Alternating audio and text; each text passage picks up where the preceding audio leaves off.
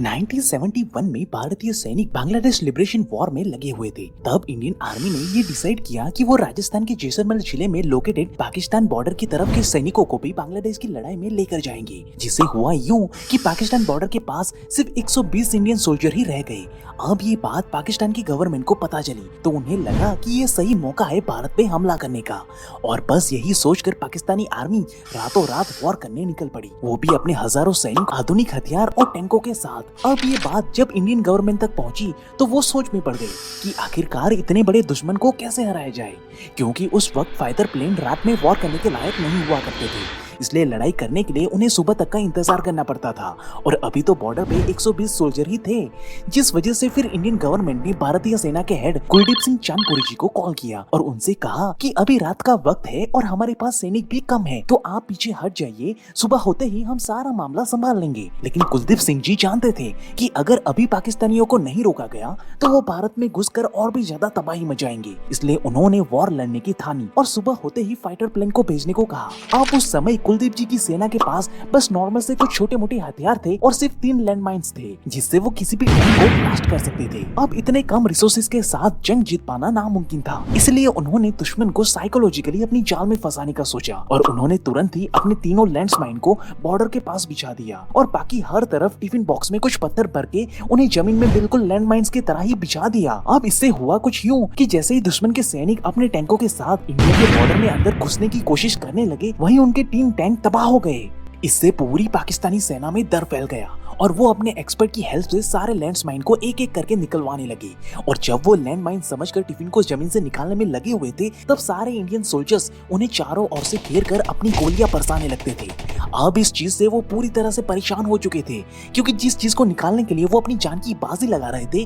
वो बस एक मामूली सा टिफिन बॉक्स ही रहता था। लेकिन फिर भी उनके अंदर डर इतना बढ़ गया था कि वो ना चाहते हुए भी बाकी के टिफिन को लैंड माइन समझकर निकालने में लगे रहे। और बॉर्डर पार करने का दूसरा रास्ता पूरी तरह से रेत से भरा हुआ था, जिससे कि उनके भारी भरकम टैंक्स नरम रेत में फंस गए, जिसकी वजह से पाकिस्तानी सेना कई सारी बेवकूफियां करने लगी। और इसका फायदा उठाकर कुलदीप जी अपनी सेना के साथ उनका खात्मा करने लगे। और देखते ही देखते कब सुबह हो गई उन्हें पता ही नहीं चला, और फिर बस सुबह होते ही इंडियन फाइटर प्लेन्स ने अपना जलवा दिखा दिया। और कुलदीप सिंह जी की बुद्धिमानी के दम पर इंडियन आर्मी ने इतने कम रिसोर्सेज होने के बावजूद भी इतने बड़े से वॉर को जीत लिया था, जिसके ऊपर अपनी प्राचीन ग्रंथ चाणक्य नीति में आचार्य चाणक्य जी ये कहते हैं कि अगर आपका दुश्मन बहुत ज्यादा ताकतवर हो और उसे हराना नामुमकिन लगे तो हार मानने के बजाय दुश्मन को परेशान करके रख दो, क्योंकि जब आपका शत्रु गुस्से में होता है तो वो एक अंधे के भांति बर्ताव करने लगता है और एक अंधे इंसान को हराना सरल हो जाता है, जिसे कुलदीप जी ने यहाँ पे जाने अनजाने बखूबी इस्तेमाल करके दिखाया। ठीक इसी तरह अपने से ज्यादा ताकतवर दुश्मनों को चालाकी से हराने की 5 और नीतियाँ आज मैं आपको बताने वाला हूँ,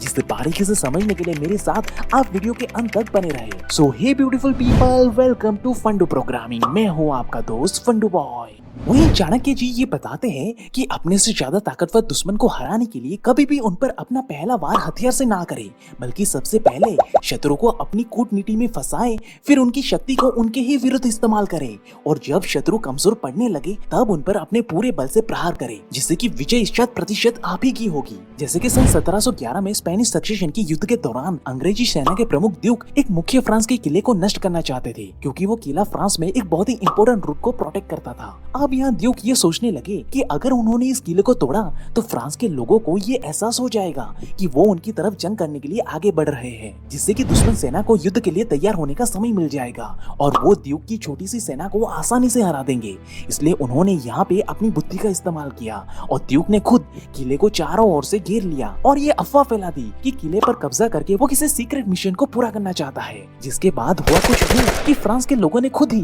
किले पर हमला कर दिया और ड्यूक की सेना को वहां से भगा दिया। और फ्यूचर में ये ड्यूक इस किले की मदद से कोई भी षड्यंत्र ना रच पाए, इसलिए उन्होंने खुद ही इस किले को नष्ट कर दिया। और इस तरह से ड्यूक ने अपनी बुद्धिमानी के दम पर फ्रांस के लोगों से ही उनकी खुद की ही कब्र खुदवा दी, क्योंकि किला टूटने के बाद ड्यूक ने बड़ी ही आसानी से अपनी छोटी सी सेना के साथ हमला करके पूरे शहर पे अपना कब्जा जमा लिया। ठीक इसी तरह की चतुराई को अगर आप भी चाणक्य नीति से बारीकी से सीखना चाहते हो तो आप भी मेरी तरह कुकू एफएम के ऑनलाइन प्लेटफॉर्म का इस्तेमाल कर सकते हो, जहाँ पे आपको चाणक्य नीति की पूरी किताब हिंदी ऑडियो फॉर्मेट में मिल जाएगी। आप जिनको नहीं पता उन्हें मैं बता दूं कि कुकू एफएम एक ऑनलाइन लर्निंग प्लेटफॉर्म है, जहाँ पे पे आपको ढेर सारी ऑडियो बुक के साथ साथ महान लोगों की ऑटोबायोग्राफी भी मिलेगी, वो भी पूरी तरह से हिंदी ऑडियो फॉर्मेट में, जिसे आप ट्रैवलिंग करते हुए या करके कोई काम करते हुए भी सुन सकते हो, समझ सकते हो और अपनी लाइफ में ग्रो कर सकते हो। और अब इस सर्विस का लाभ उठाने पर आपको 50% का डिस्काउंट भी मिलेगा, मगर ये लिमिटेड ऑफर सिर्फ पहले 250 यूजर के लिए ही वैलिड होगा,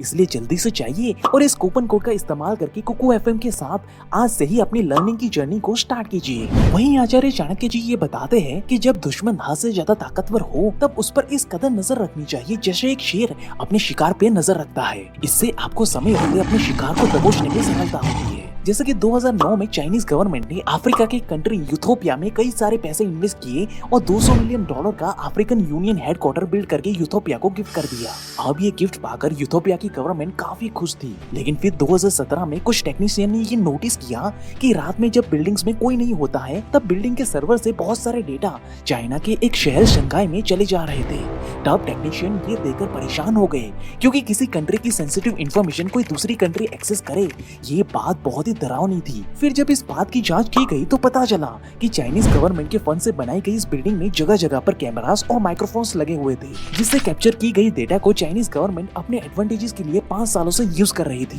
जिसके जरिए चाइनीज गवर्नमेंट को पूरे अफ्रीकन यूनियन के बारे में सारी बातें पहले ही पता चल चुकी थी, जिस इन्फॉर्मेशन के बल पे वो पूरे यूथोपिया को अपनी उंगलियों पे नचा सकता था, वो भी बिना किसी वॉर के। इसी तरह अगर हमें भी अपने दुश्मनों को हराना है तो उन पर हमें कड़ी नजर रखनी चाहिए, क्योंकि ये चीज आपके दुश्मन को पूरी तरह समझने में और उसे बर्बाद करने में आपको बहुत ज्यादा मदद करती है। इसलिए दोस्तों आचार्य चाणक्य जी ये बताते हैं कि अपने शत्रु से उलझने से पहले उनके स्वभाव और शक्ति को हमें बारीकी से समझ लेना चाहिए, बिल्कुल वैसे ही जैसे एक सपेरा सांप को दबोचने से पहले उसके स्वभाव को समझता है। जैसे कि अमेरिका, जिसे वर्ल्ड का सुपर पावर कहा जाता था, जिसके सामने बड़े बड़े कंट्रीज को भी घुटने टेकने पड़ते थे, उसे भी वियतनाम जैसे एक छोटे से देश के सामने हारना पड़ा था। और ये सब पॉसिबल हुआ था वियतनाम के एक सोल्जर हो ची मिन के चतुराई भरे प्रिंसिपल की वजह से। अब हो ची मिन पहले ही ये समझ चुके थे कि इन सुपर पावरफुल सोल्जर के सामने लड़कर जीतना उनके लिए इम्पॉसिबल है, इसलिए उन्होंने वॉर करने के लिए एक खास स्ट्रेटेजी का इस्तेमाल किया, जिसे कहते हैं गोरिल्ला वॉरफेयर। अब हुआ कुछ यूं कि अमेरिकन सोल्जर बड़े ही सुपर पावरफुल थे, लेकिन वो वियतनाम के खुफिया रास्ते और घने जंगलों से पूरी तरह से अनजान थे, इसलिए उन्हें कोई आइडिया नहीं था कि दुश्मन उन पर किस दिशा से हमला करेगा। अब अमेरिकन सोल्जर की इस कमजोरी का फायदा वियतनाम की आर्मी ने उठाया। एक्चुअली में जब अमेरिकी सेना पूरी फोर्स के साथ वियतनाम में हमला करने के लिए घुसती थी, तब सारे वियतनामी मिलकर गोरिल्ला वॉरफेयर की मदद से रास्ते पर कई सारे खतरनाक और जानलेवा ट्रैप बिछाकर छिप जाते थे, जिसमें फंसकर बहुत सारे अमेरिकन सोल्जर्स मारे जाते थे, और जो बच जाते थे वो काफी ज्यादा डर जाते थे, इसलिए वो संभल संभल कर आगे बढ़ने लगी, जिसकी वजह से वॉर बहुत ही लंबे समय तक चलने लगी, जिससे अमेरिकी सेना फ्रस्ट्रेट होकर अपना आपा खोने लगी, जिससे कि अब दिन ब दिन उनके सोल्जर्स मारे जाते थे, जिसे देखकर अमेरिका के सिविलियंस खुद इस वॉर को खत्म करने के लिए रोड पर उतर आए। और at the end American government, जो कि खुद को सुपर पावर कहती थी, उसे वियतनाम जैसे छोटे से कंट्री के सामने घुटने टेकने पड़े। और ये सब पॉसिबल हुआ था एक चतुराई भरी स्ट्रेटजी की वजह से। लेकिन अगर हो ची मिन अगर उस टाइम पे अपनी समझदारी नहीं दिखाते तो आज वियतनाम भी अमेरिका के कब्जे में होता।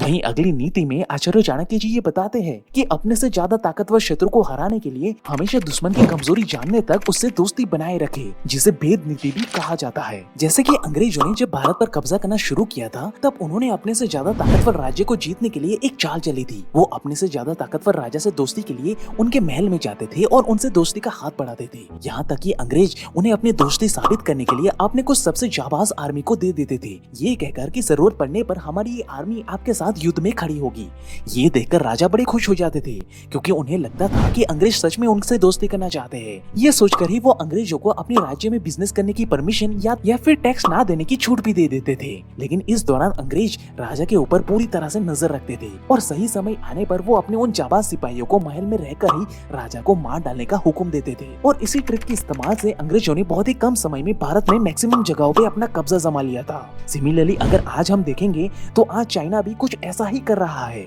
एक्चुअली में चाइनीज गवर्नमेंट ऐसे कंट्रीज जिनकी फाइनेंशियल स्ट्रेंथ वीक है, उन्हें काफी कम इंटरेस्ट पर लोन ऑफर करता है और खुद से फ्रेंडशिप की पहल करता है, ये जानते हुए भी कि जिन कंट्रीज को वो पैसे दे रहा है है वो शायद उन्हें पैसे वापस भी ना कर पाए। वहीं लोन देने की कुछ शर्त भी होती है, जैसे कि जब आप चाइना से लोन लेकर अपने कंट्रीज में कुछ बनवाओगे तो उसके लिए आपको चाइनीज कंपनी को ही हायर करना पड़ेगा, जिससे चाइनीज गवर्नमेंट एक तरफ तो अपने लोगों के लिए एम्प्लॉयमेंट जनरेट करता है, वहीं वो इन चीजों का भी ध्यान रखते हैं कि उनकी बनाई हुई चीजें ज्यादा समय तक सर्वाइव ना करे। अब जिन जिन कंट्रीज को चाइना पैसे देता है वो शुरुआत में तो बहुत ही खुश हो जाते हैं और उन पैसों का इस्तेमाल करके वो कंट्रीज अलग अलग चीजें भी बनवाते हैं। लेकिन जब वो कंट्रीज चाइना के लोन को क्लियर नहीं कर पाती है तब उन कंट्रीज को ना चाहते हुए भी चाइना के फेवर में ही बोलना पड़ता है और इस तरह से चाइना बिना कोई वॉर के भी कई कंट्रीज पर अपनी पकड़ बनाए रखता है। वहीं अब आखिर में चेतावनी देते हुए आचार्य चाणक्य जी ये कहते हैं कि रोग, सांप और शत्रु इन तीनों को कभी भी घायल करके मत छोड़ो, क्योंकि रोग समय आने पर फिर से हमारे शरीर पर हावी हो सकता है। वहीं सांप घायल होकर और भी ज्यादा भयानक तरीके से हमला करने आता है। वहीं दुश्मन घायल होने के बाद प्रतिशोध की ज्वाला में जलकर फिर से 2 गुना शक्ति से अपना बदला लेने आता है। इसलिए इन तीनों को हमेशा पूरी तरह समाप्त कर देना ही बुद्धिमानी है, क्योंकि ऐसा ना करने पर परिणाम बहुत ही भयानक हो सकता है। जैसे कि सन 1191 में जब अजमेर के महाराज पृथ्वीराज चौहान जी ने दिल्ली के सुल्तान मोहम्मद गौरी को युद्ध में पूरी तरह से हरा दिया था, तब मोहम्मद गौरी ने महाराज पृथ्वीराज चौहान से अपनी जिंदगी की भीख मांगी थी और अपनी पीठ दिखाकर वहाँ से भागने लगा था। अब उस वक्त पृथ्वीराज जी अगर चाहते तो वो मोहम्मद गौरी को बिना क्षण गवाए मौत के घाट उतार सकते थे, लेकिन पृथ्वीराज जी का मानना था कि पीठ दिखाकर भागने वाले पर कभी वार नहीं करना चाहिए, इसलिए उन्होंने तरस खाकर मोहम्मद गौरी की जान बख्श दी थी। लेकिन जैसा कि आचार्य चाणक्य जी ने कहा था कि अपने शत्रु को कभी घायल नहीं छोड़ना चाहिए, क्योंकि दुश्मन घायल होने के बाद फिर से 2 गुना शक्ति के साथ हमला करके अपना बदला लेने आ सकता है। इसी तरह से मोहम्मद गौरी ने 1 साल के बाद ही फिर से पृथ्वीराज जी पे हमला कर दिया और धोखे से इस बार पृथ्वीराज जी को पकड़कर घसीटते हुए अफगानिस्तान ले गया और उन्हें बहुत ही दर्दनाक मौत दे दी। इस तरह से सम्राट पृथ्वीराज चौहान की दरिया दिली ही उनके मौत का कारण बन गई। तो दोस्तों, इसलिए आप ऐसी गलती कभी मत करना। लेकिन अगर आपको आचार्य चाणक्य जी की चालाकी भरी चतुर नीतियों के बारे में और भी बारीकी से जानना है तो आप हमारे ये प्लेलिस्ट चेक कर सकते हो, जिसमें आपको सारी इन्फॉर्मेशन मिल जाएगी। And at last, thank you for watching guys.